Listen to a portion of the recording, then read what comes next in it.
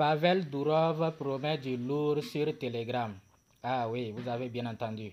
Il y aura de belles choses qui nous attendent sur Telegram. Salut à toi, si c'est la première fois que tu passes par ici, il faut savoir que nous proposons de beaux contenus. Il faut t'abonner, active la cloche de notification, il faut aimer la vidéo.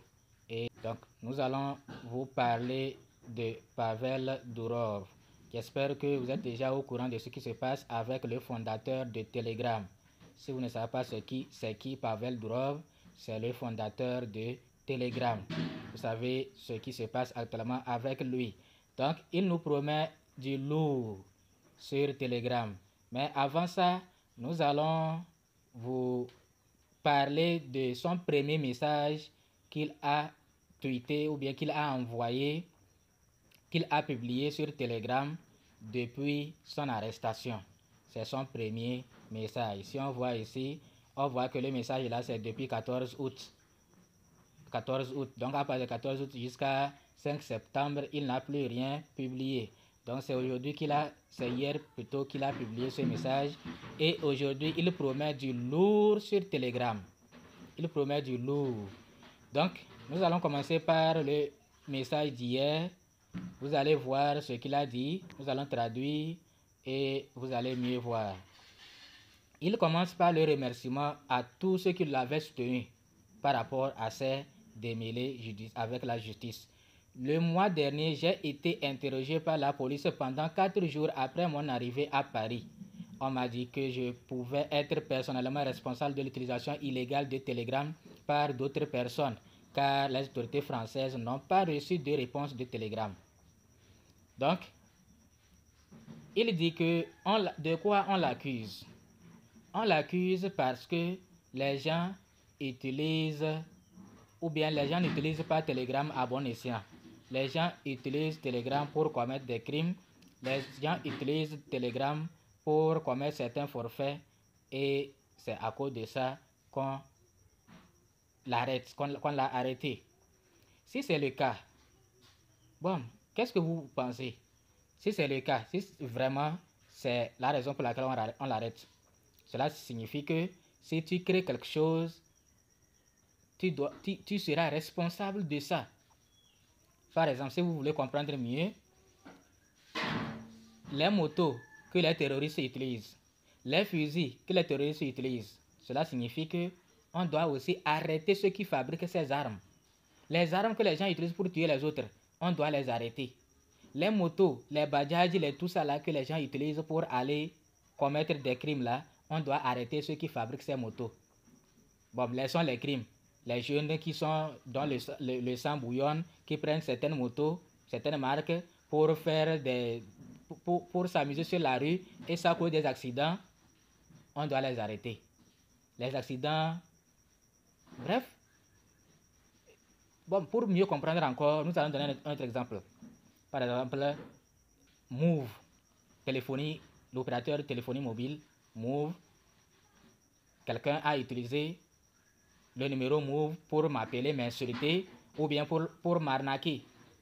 Ça veut dire que Move sera tenu responsable de ce crime que ce dernier a commis.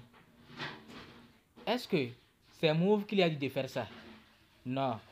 Ici, quand le crime, si on t'a arnaqué ou bien quelqu'un a utilisé Telegram ou bien Move ou bien quelque chose pour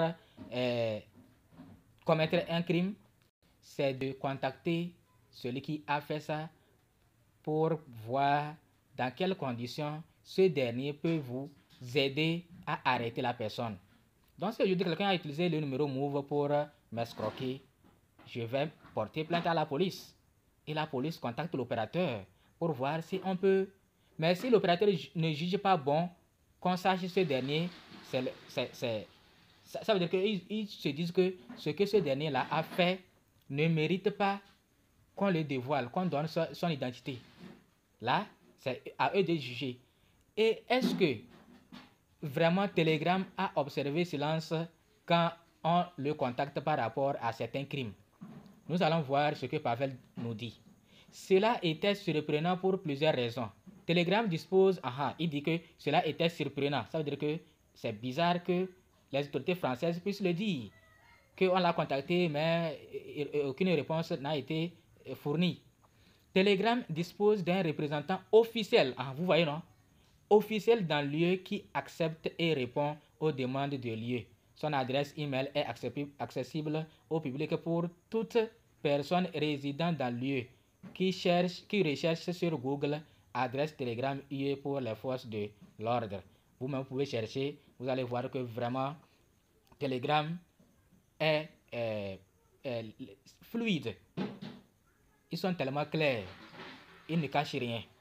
Les autorités françaises avaient de nombreux moyens de me joindre pour demander de l'aide. En tant que citoyen français, j'étais souvent invité au consulat de France à Dubaï. Donc, vous voyez, ils ne l'ont pas contacté.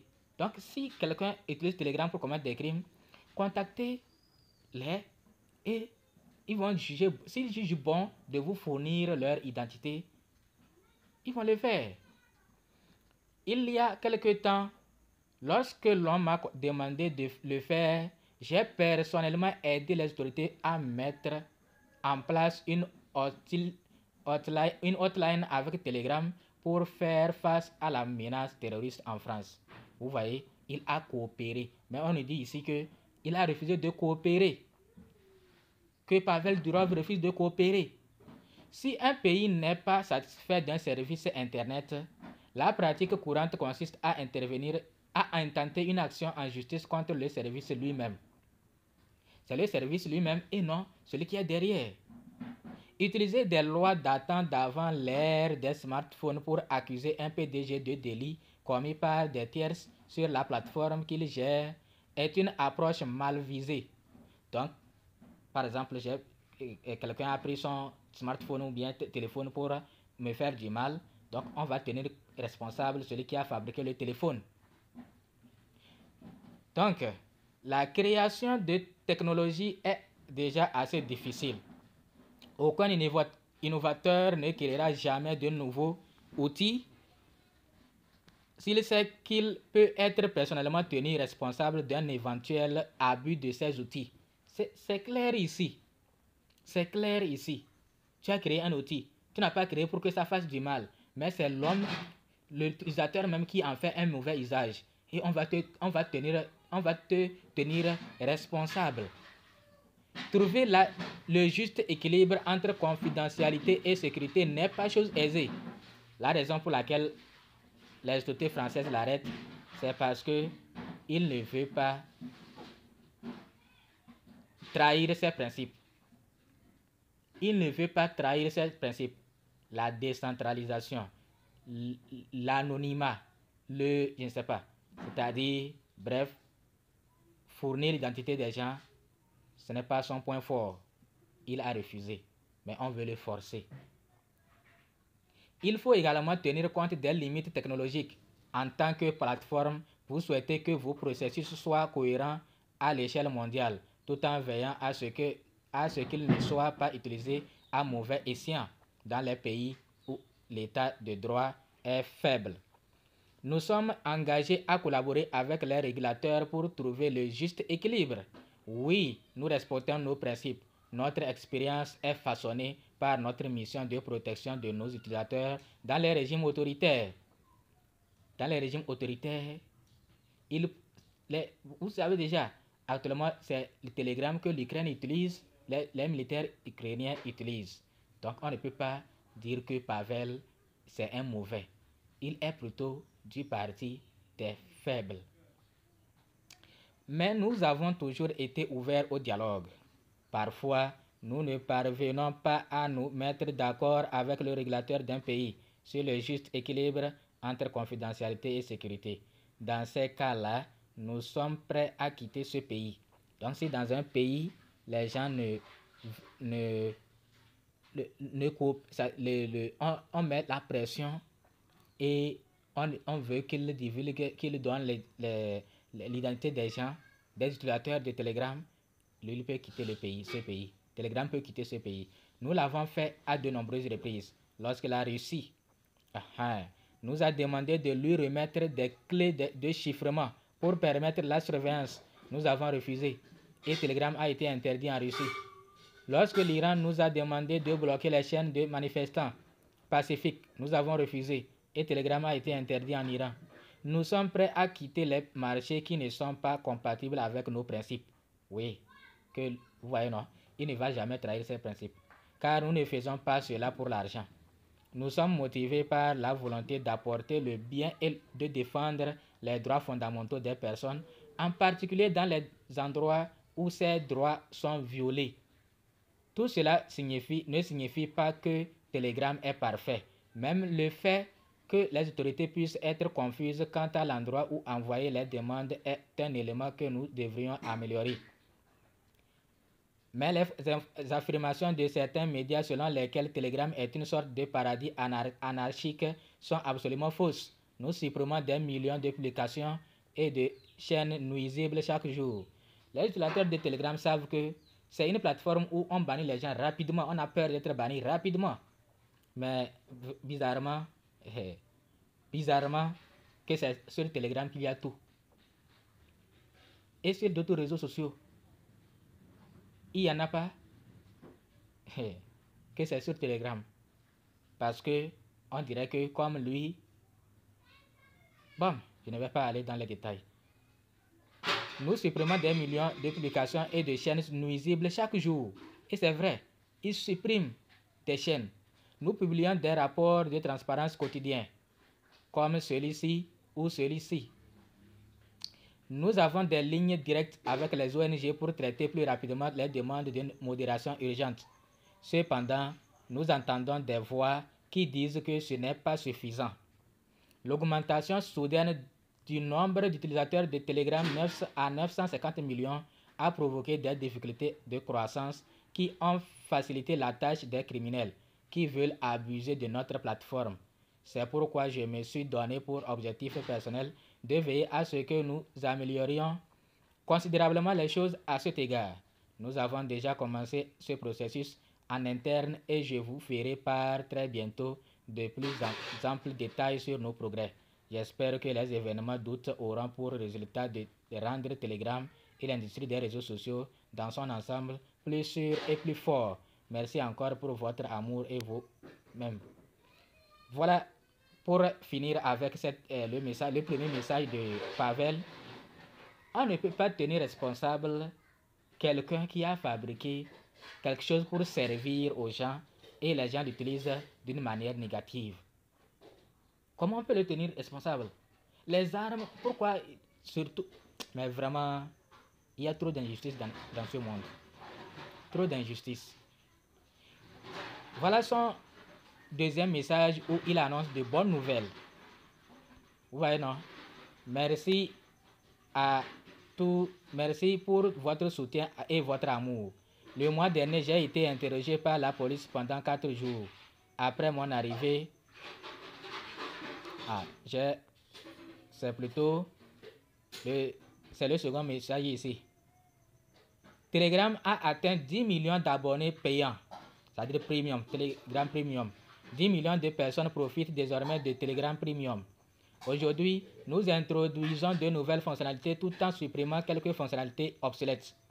Nous avons supprimé la fonctionnalité personne à proximité qui était utilisée par moins de 0,1% des utilisateurs de Telegram, mais qui présentait des problèmes avec les robots et les escrocs. Donc cette fonctionnalité n'était pas tellement utilisée par les gens, mais elle était plutôt utilisée par les escrocs qui l'exploitaient négativement et par des robots.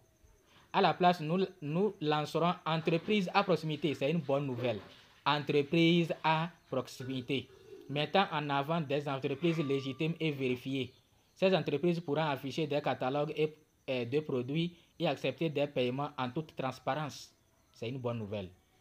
Nous avons également désactivé les téléchargements de nouveaux médias sur Telegraph, notre outil de blog autonome qui semble avoir été utilisé à mauvais escient par des acteurs anonymes. Donc, ils sont en train, comme on lui met la pression, ils sont obligés de détecter les canaux par lesquels les escrocs passaient énormément. Donc, pour bloquer cela, afin d'apaiser ces gens-là. Vous voyez, non? Donc, alors que 99,99% des utilisateurs de Telegram n'ont rien à voir avec le crime, c'est vrai. Nous, comme ça, on n'a rien à voir avec ça. Les 0,01% impliqués dans des activités illicites créent une mauvaise image pour l'ensemble de la plateforme, mettant en danger les intérêts de notre près d'1 milliard d'utilisateurs. C'est pourquoi cette année, nous nous engageons à transformer la modération sur Telegram d'un domaine de critique en un domaine d'éloge. Voilà, ça c'est une bonne nouvelle. Bon, son arrestation va faire changer beaucoup de choses aussi sur Telegram, mais ça ne va que faire grandir Telegram. Ça ne va que faire grandir Telegram. Ça c'est sûr. Sinon, si on veut vraiment arrêter les créateurs des réseaux sociaux, alors tous les créateurs seront arrêtés. Elon Musk, Mark Zuckerberg, tout le monde. WhatsApp. Qu'est-ce que les gens ne font pas sur WhatsApp? Surtout portefeuille magique, bédou magique, tout ça là, sur WhatsApp. C'est pas sur WhatsApp, les gens. Mais est-ce qu'on a vraiment... D'accord. C'est parce que Telegram veut vraiment la liberté d'expression. C'est pourquoi ceux qui sont censés, ceux qui nous disent, les soi-disant défenseurs de la démocratie ou bien de la liberté d'expression, c'est eux-mêmes qui piétinent cette liberté d'expression. C'est eux-mêmes qui piétinent cela. Vraiment, du courage à nous. Sinon, c'est trop. Donc voilà le premier message le premier message de Pavel qui nous parle des raisons pour lesquelles on l'arrête et ce qu'on lui dit et ce que lui, il a déjà fait dans ce sens. Et deuxième message, c'est pour nous dire qu'il y aura un petit changement ou un grand changement majeur, un grand changement, je ne sais pas, un changement majeur dans Telegram. Merci si vous nous avez suivis jusqu'ici. N'oubliez pas de vous abonner, activer la cloche de notification pour ne pas manquer nos prochaines publications, aimer la vidéo, commenter. Juste vous dites cool, merci, c'est déjà bon, c'est un commentaire. Merci de nous avoir suivis, à bientôt.